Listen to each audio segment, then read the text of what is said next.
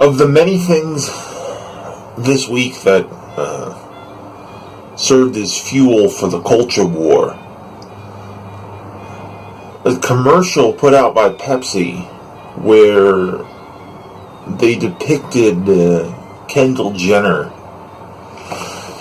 crossing a police line, participating in a quasi BLM protest and crossing the police line and building bridges with police by handing them a can of corporate corn syrup sauce, otherwise known as Pepsi. It brought to mind the tone deafness of the struggle within the American political class, especially during the last presidential primary. I'll explain what I mean. In the wake of the Obama administration, I think that the black community experienced representation in a way that obviously the first black president is going to be a brand new experience. I think that for the first time, the black community had what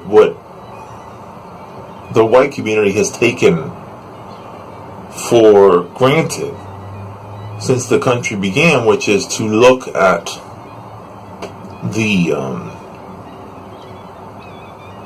face of the nation and see yourself reflected, and to see at least somebody that, not just in a token sense, but in a substantial way, understands your struggle. They're not just a proxy. They're not just empathetic. They have been in it. I think that the vanguard of the Clinton and Sanders movement were proxy activists. The bellwether for me of how these movements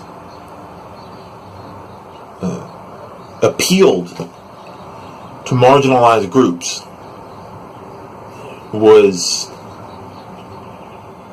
typified by, Black Lives Matter was just coming to be when the Clinton-Sanders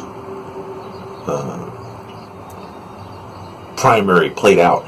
And both candidates were confronted by BLM activists, and both candidates were kind of not sure how to react. I think that Bernie tried to be patient and understanding, and he certainly handled it better than Clinton did. But there was a sense, and there were some comments made after the primary, after the 2016 election, that Bernie had tried to avoid social justice in favor of a more all-inclusive economic justice platform. You don't really have to pick one or the other. I think that those things are deeply, deeply related. It's kind of like when people talk about, social issues are not, social issues are economic issues. They're always related to each other. There's one justice. Social justice without economic justice is incomplete, and vice versa. So the social justice camp went to Clinton, right? Not in a substantial way, but she certainly pandered to Black Lives Matters, by leveraging people like D. Ray McKesson, right? But when she was confronted herself with a test of a dissenting BLM protester who challenged her on her husband's legislative record and her own, use of degrading language for young black men on the, the super predators narrative from, the era where she was first lady, she reacted with kind of contempt. The same kind of contempt that a Bernie bro sort of reacts to BLM with, this kind of, how dare you tell me to shut up and listen? The best example that I can give of a typical Bernie bro, the archetypal Bernie bro, is kind of Bill Maher, which is I want justice for black people, but you shut up and let me lead. You don't tell me. I noticed quite a few of these skeptics who claim to have been progressive before the end of the Bernie campaign have clips in their videos about that they wanted to participate in this wave of activism that came up before the 2016 election, and they were told by activists, shut up, white boy, listen, and they were offended, and that to me, is reflected in the that same form of tone-deaf entitlement to being for a movement leader, in spite of the fact that you are not from the struggle that is being expressed and fought for, is a through line here. On the Clinton side, you got Lena Dunham and Amy Schumer. And Amy Schumer made, an offensive parody of Beyonce's Lemonade, and the same thing with Lena Dunham. This kind of idea of I'm helping, and then when you kind of when you call them out for stumbling over their own feet or for not understanding the issues of marginalized people from the inside, they tell you that you are, humiliating them or putting off viable allies from the movement.